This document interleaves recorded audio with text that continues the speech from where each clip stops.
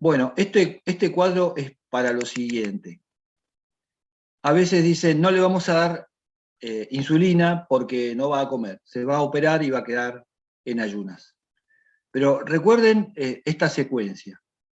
Los pacientes insulinopénicos, es decir, los diabéticos que requieren insulina para su control, porque tienen severa insulinopenia. Cuando quedan sin insulina, ¿qué les va a pasar? Va a quedar liberada la glucogenólisis, la proteólisis y la lipólisis. De la glucogenólisis resulta liberación de glucosa e hiperglucemia. De la proteólisis, pérdida de masa muscular, pérdida de parénquima, compromiso nutricional y oferta de sustratos para gluconeogénesis. De la lipólisis se va a producir la producción de cuerpos cetónicos. La hiperglucemia va a causar diuresis osmótica que va a dar lugar a deshidratación. Y acá tienen hiperglucemia, cuerpos cetónicos, deshidratación, tienen todos elementos que necesitan para hacer una cetoacidosis diabética, por ejemplo. Aparte pensemos, por ejemplo, si tenemos un paciente requiriente de insulina que está bajo asistencia respiratoria mecánica. Si no le damos suficiente insulina y se libera la proteólisis, cuando se degraden los músculos, también se van a degradar los músculos, por ejemplo, del aparato respiratorio. Diafragma, músculos intercostales, músculos accesorios. Y después pretendemos que lo podamos destetar del respirador. Si un paciente está desnutrido con atrofia muscular, le va a costar bastante también salir del respirador. Así que tengamos en cuenta esto, que debemos adecuar la dosis de insulina a la contingencia, pero nunca dejar un paciente insulinopénico sin insulina. Bueno, los pacientes insulinopénicos deben recibir insulina basal, aunque estén en ayunas, para evitar el catabolismo. Bueno, muy bien. Las hipoglucemias aumentan la movilidad, la mortalidad y pueden prolongar la duración de la internación. Identificamos los factores condicionantes para evitarlos: la interrupción de la alimentación, el deterioro de la conciencia, la insuficiencia renal o hepática, el retiro de glucocorticoides o la variación de las hormonas de contrarregulación.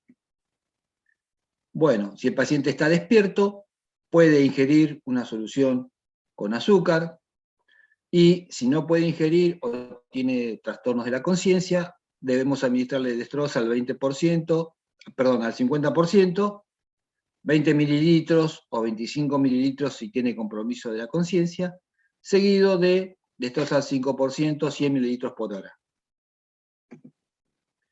Bueno, y el alta, con buen control metabólico, se continúa con el tratamiento previo. Si es un diabético conocido con mal control, hay que adecuar el tratamiento. Y a los pacientes con hiperglucemia de estrés, los citamos para recategorizarlos a las 6 semanas con una prueba de tolerancia a la glucosa, como hacemos con las mamás que tienen diabetes gestacional, que también a las 6 semanas posparto las recategorizamos. Acá es lo mismo.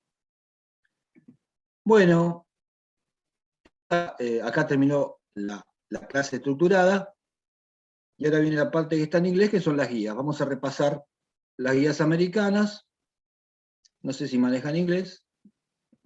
Bueno, por acá terminó el inglés. Acá las traducí yo. Muy bien. ¿Qué dicen las guías? Las guías nos dicen que practiquemos una hemoglobina glicosilada a todos los pacientes diabéticos o que tengan glucemias mayores de 140 al momento de ser internados. Si se cuenta con este dato dentro de 3 meses, no lo hacemos, pero si no, lo repetimos. Y que tenemos que iniciar la terapia con insulina cuando por lo menos tenga 2 registros de 180 o superior. Como objetivo, glucemias entre 140 y 180. Muy bien, algunas glucemias de entre 110 y 140 se pueden aceptar para pacientes seleccionados, con bajo riesgo de hipoglucemia. Muy bien. Y define la hiperglucemia en el hospitalizado cuando tiene más de 140. Lo que primero dice, en el que tiene más de 140, que revisemos qué está comiendo y qué medicación está recibiendo. Y que lo adecuemos. No siempre un paciente está recibiendo una medicación adecuada, por ejemplo, viene tomando medicación de la casa, hay que ver eso, porque a veces se puede suspender algo. Muy bien. Cuando la hemoglobina 1C resulte 6,5 o mayor, esto sugiere que la diabetes sea previa a la internación. En otro punto categoriza las guías americanas la hipoglucemia como nivel 1 de 54 a 70, nivel 2 menor de 54 y nivel 3 cuando tiene compromiso de la conciencia. Y estos niveles más profundos de glucemia requiere que se revierta la hipoglucemia en forma inmediata. Bueno, repite objetivos glucémicos, lo más recomendado entre 140 y 180, y si la glucemia es mayor de 180, que inicie con insulina. Los objetivos se pueden adaptar a cada paciente y a cada situación. Para esto, aplicar un juicio clínico adecuado. Pero en todos los casos, vamos a evitar la glucosuria, la deshidratación, los disturbios del medio interno y el compromiso de la nutrición. Muy bien, el monitoreo glucémico se puede realizar si el paciente come antes de las comidas, si no puede comer cada 4 a 6 horas. Y en algunos pacientes que reciben insulina endovenosa se puede realizar tan frecuentemente como cada 30 minutos o 2 horas hasta que se consiga la estabilización. Hay que tener cuidado con el uso del monitoreo de glucosa capilar en los pacientes que tienen mala perfusión o están edematizados, porque puede dar un resultado erróneo. Así que, si la glucemia no guarda relación con el estado clínico, hay que proceder a determinar la glucemia por el laboratorio.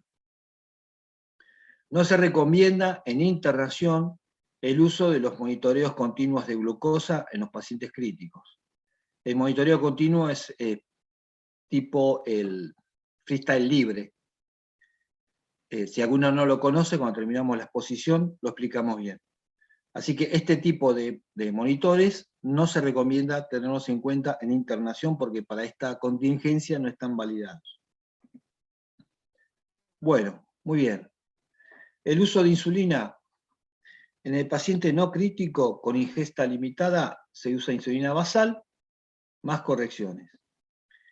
En paciente no crítico con ingesta normal se puede dar la basal, la prandial y eventualmente alguna corrección. Y si el paciente es crítico, hay que darle insulina endovenosa continua. Y se desaconseja el uso de escalas, digamos, la escala como único recurso. ¿Sí? Si nosotros, con buen juicio, creemos que tenemos que insulinizar al paciente, recordemos que entre 0,2 y 0,5 unidades por kilo se puede calcular la dosis de insulina. Y no manejarlo solamente con escalas que no es apropiado. Muy bien. El tipo de insulina. Recalca que tanto con insulinas análogas como humanas se puede conseguir un buen control en pacientes internados. Recalca también que antes de la suspensión de la insulina por vía endovenosa, cuando se va a pasar de endovenosa a subcutánea, la subcutánea debe aplicarse 2 horas antes de suspender la infusión. Y el cálculo de la dosis se puede hacer en base a lo infundido de las últimas 6 horas previas con una glucemia estable. Si el paciente es no crítico y venía recibiendo fármacos agonistas del receptor del GLP-1 o inhibidores de PP4, esos se pueden continuar en la internación. Ahora, los que están contraindicados entre los internados son los inhibidores de SGLT2 y estos incluso, si el paciente va a ser sometido a una intervención quirúrgica, se deben suspender 3 días antes por lo menos. Bueno, en cuanto a la hipoglucemia, la define como menos de 70, como todo, se asocia a un aumento de la mortalidad y recalca usando este vocablo que es imperativo minimizarla entre los pacientes internados. Nombra como causas de hipoglucemia los errores en el uso de la insulina, la injuria renal aguda, la reducción del uso de corticoides, la reducción de la ingesta, la reducción de la infusión de destroza, la interrupción de la alimentación por vía de excepción, los errores en la determinación de la glucemia, la pérdida por parte del paciente de la percepción de los síntomas de hipoglucemia. Bueno, el 10% de la población internada está recibiendo corticoides, según las guías americanas. Entre aquellos tratados con prednisona, se recomienda suministrar insulina NPH, porque ambas van a tener el pico a la misma hora, entre 4 y 6 horas después. Ahora, en aquellos que están tratados con dexametasona o dosis múltiples o continuas de glucocorticoides, se recomienda que se suministre insulinas análogas de acción prolongada y que se monitoree en forma frecuente la glucosa.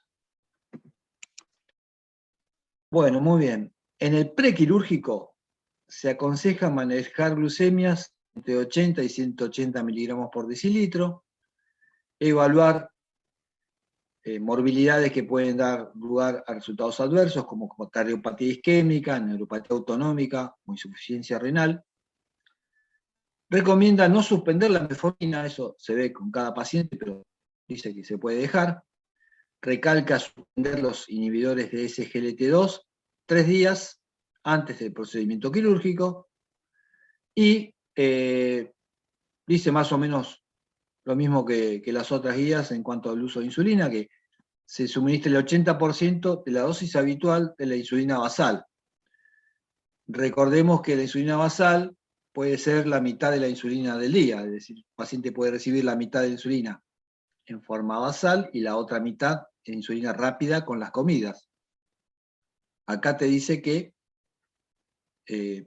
suspendas, digamos, la rápida y de la basal le des el 80% de la dosis. Y monitorear la glucemia cada 2 a 4 horas si el paciente no come y de requerirlo suministrar insulina de acción rápida. Bueno, prevención de reinternaciones. Del 14 al 20% de los pacientes diabéticos se tienen que reinternar, casi el doble que la población no diabética. Los factores asociados a la reinternación son el sexo masculino, la prolongada duración de la internación previa, el número de internaciones previas, el número y la severidad de las comorbilidades y el bajo nivel socioeconómico o educacional. Y recalca que el buen control ambulatorio reduce las reinternaciones. Bueno, acá llegué al final de la presentación.